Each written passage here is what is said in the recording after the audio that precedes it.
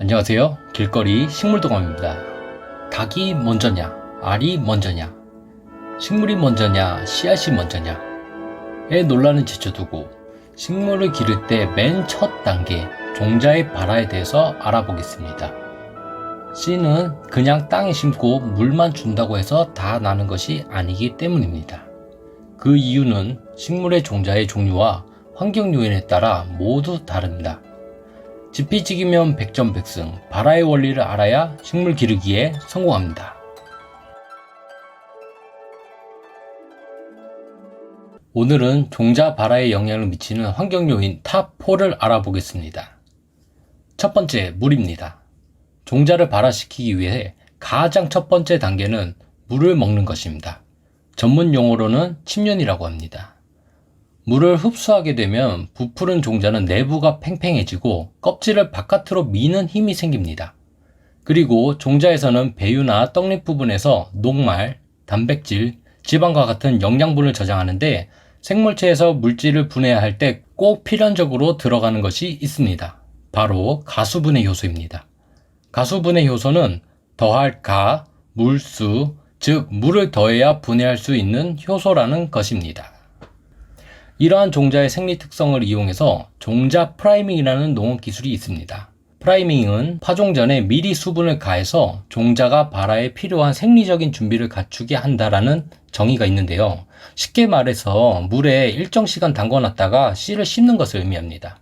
그럼 이것을 왜 하냐? 종자를 미리 물에 담궈서 심게 되면은 종자 발화의 속도와 균일성이 높아져서 농업 경제적 효율이 높아지게 됩니다. 두 번째, 산소입니다.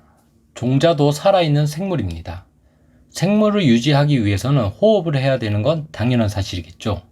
호흡을 해야 앞서 말한 양분을 분해하고 그때 생기는 생체 에너지를 통해 생명을 유지시킬 수 있게 됩니다. 세 번째는 온도입니다. 온도는 종자 내부에서 일어나는 모든 생체적인 대사 반응과 성장 속도에 영향을 줍니다. 종자는 온도를 감지할 수 있습니다.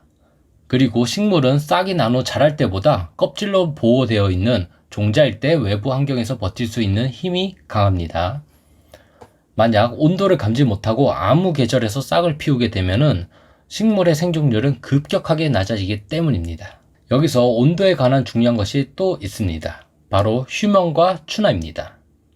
식물은 극한 외부 환경에서 살아남기 위해 종자로 자손을 남기는 것을 선택하고 겨울이 지난 후 봄에 싹이 날 수 있도록 진화했습니다. 휴먼은 겨울장과 비슷하다고 보면 되고 싹이 나오지 않게 잠금 장치를 걸어두는 역할을 합니다. 그리고 겨울이 지나갈 때 잠금 장치를 푸는 것이 있는데 그것을 추나라고 합니다. 이때 잠금 장치를 푸는 열쇠의 역할을 하는 것이 바로 온도입니다. 추나 중에는 저온 추나형 종자가 대표적입니다.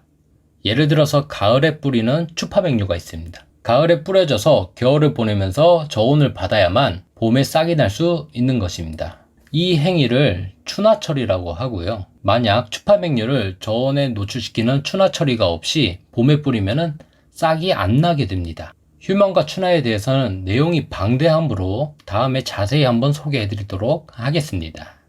마지막으로 네 번째, 빛입니다. 빛은 맨 마지막으로 소개해 드린 이유는 식물의 종류에 따라서 선택적인 요인이기 때문입니다.